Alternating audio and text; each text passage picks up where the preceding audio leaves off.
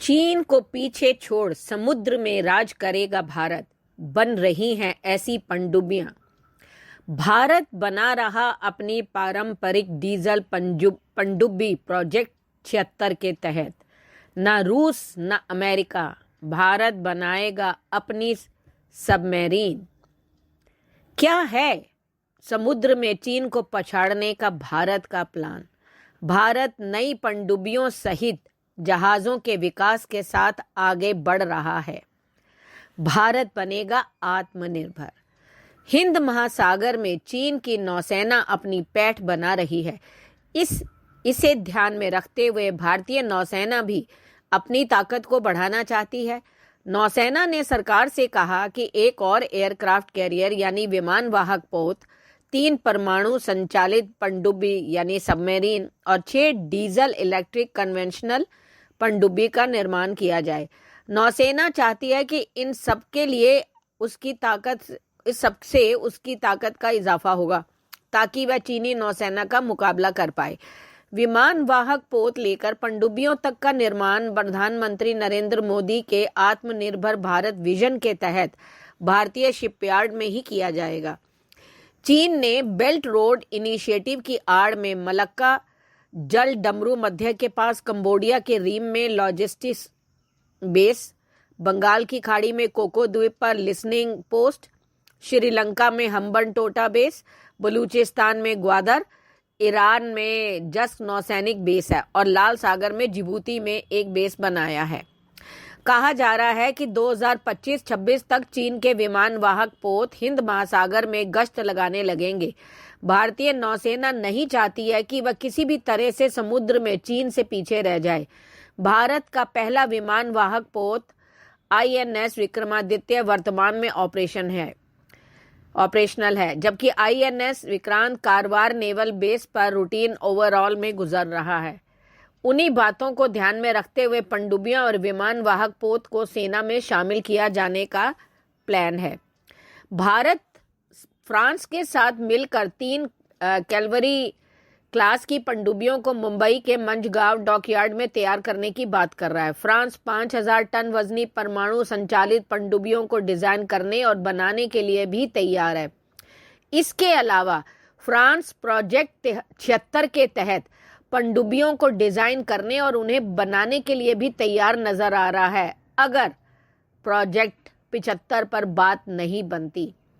Project 75 के तहत 6 diesel electric पनडुब्बी हासिल करने का प्लान था। जब प्रधानमंत्री फ्रांस के दौरे पे गए थे तो यह उम्मीद लगाई जा रही थी कि इस दौरान 3 स्कॉर्पियो क्लास सबमरीन की डील का ऐलान हो सकता है। इंडियन नेवी को इसकी सख्त जरूरत है क्योंकि नेवी के पास इस वक्त 16 कन्वेंशनल सबमरीन ही सर्विस में हैं। ये भी काफी पुरानी हो गई हैं। नेवी को नई सबमरीन की जरूरत है और 6 एडवांस्ड कन्वेंशनल सबमरीन के लिए प्रोजेक्ट 75 इंडिया में पहले ही देर हो चुकी है। अगर फ्रांस के साथ 3 अतिरिक्त सबमरीन का ऐलान होता है तो नेवी को कम होती सबमरीन के बीच कुछ राहत मिल सकती है। पहली सबमरीन जो थी वो 2017 में कमीशन हुई थी। मंझगांव डॉकयार्ड में यह बनाई गई थी और INS कैलवरी दिसंबर 2017 में नेवी में कमीशन हुई। दूसरी सबमरीन INS खंडेरी सितंबर 2019 में, तीसरी INS करंज मार्च 2021 में और चौथी सबमरीन INS वेला नवंबर 2021 में नेवी में कमीशन हुई। प्रोजेक्ट 75 की 5वीं Scorpio class submarine INS Vagir कुछ महीने पहले ही नेवी में कमीशन हुई। इस प्रोजेक्ट की 6ठी सबमरीन के सभी समंदर में ट्रायल चल रहे हैं। यह साल के अंत तक डिलीवर होगी और अगले साल ही नेवी में कमीशन हो जाएगी। परंतु प्रोजेक्ट 75 आई तो शायद ठंडे बस्ते में ही जाता दिख रहा है और यदि ये हुआ तो भारत का प्रोजेक्ट 76 के तहत नई डीजल इलेक्ट्रिक पनडुब्बी के विकास के साथ एक महत्वपूर्ण नौसैनिक उपक्रम शुरू होने की तैयारी है। युद्धपोत डिजाइन ब्यूरो यानी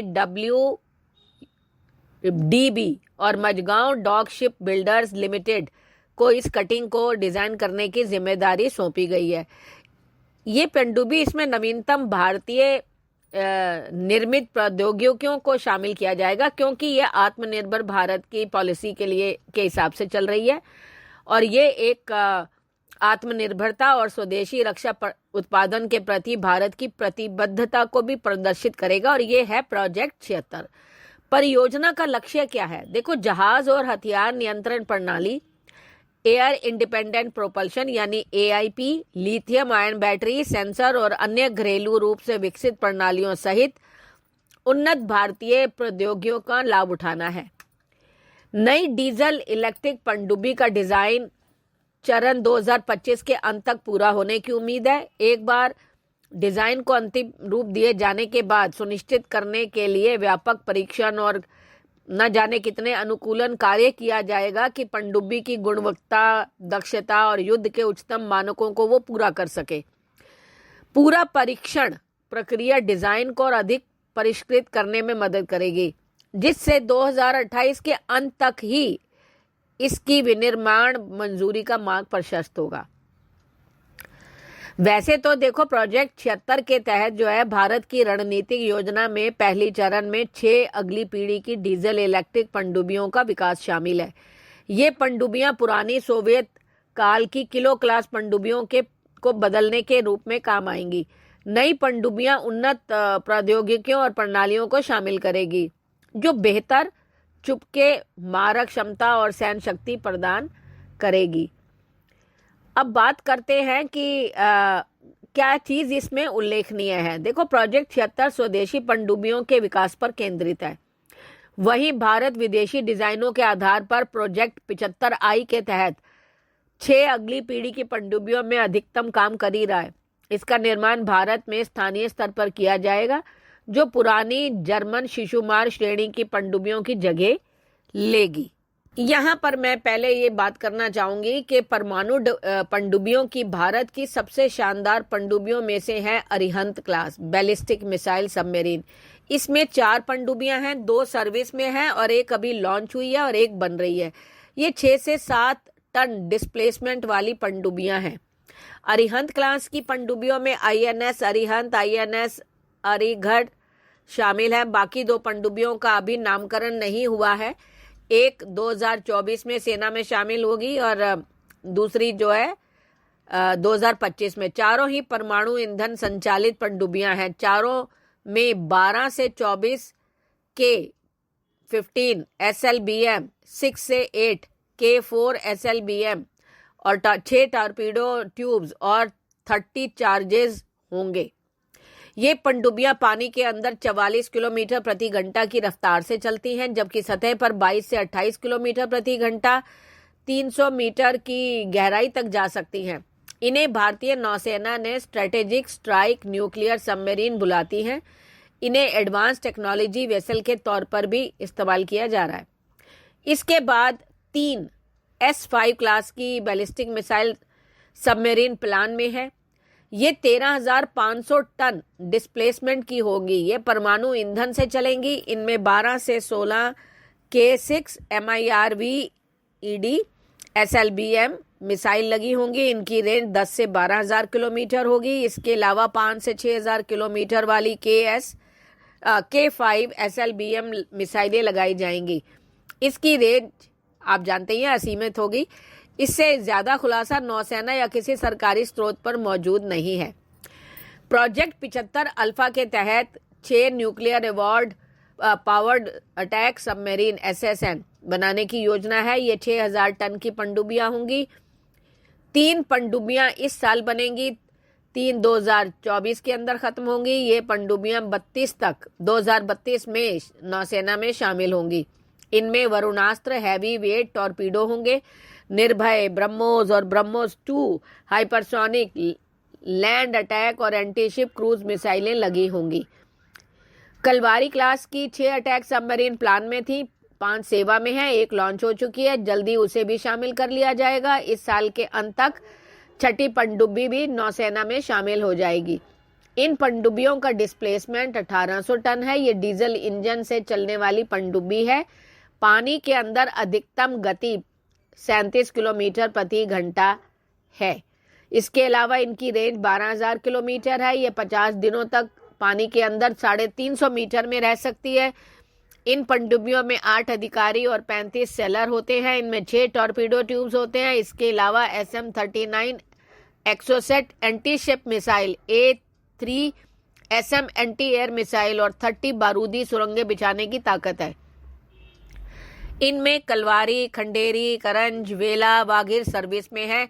वाघशीर लॉन्च हुई है, जल्द सेना में शामिल होगी। प्रोजेक्ट 75I क्लास में 6 अटैक सबमरीन प्लान में है। ये 3 से 4,000 टन डिस्प्लेसमेंट की पनडुब्बियां होंगी। इन्हें मंझगांव डॉक में बनाया जाएगा। इनका इस्तेमाल anti surface warfare, anti submarine warfare, ISR special operations forces के लिए किया जाएगा। ये डीजल इलेक्ट्रिक इंजन से चलने वाली पनडुब्बियां हैं। प्रोजेक्ट 76 क्लास के तहत भी 6 अटैक सबमरीन बनाई जाएंगी, जिसकी डिजाइनिंग हो रही है। मिड गेट सबमरीन क्लास में स्विमर डिलीवरी व्हीकल होते हैं। ये 150 टन की बोनी पनडुब्बियां होती हैं। इनका इस्तेमाल नौसेना की स्पेशल कमांडो फोर्स यानी MARS US मार्कोस करेगी, ताकि स्पेशल ऑपरेशन को चुपचाप आसानी से पूरा किया जा सके। ऐसी 2 पनडुब्बियां बनाने की भी योजना है।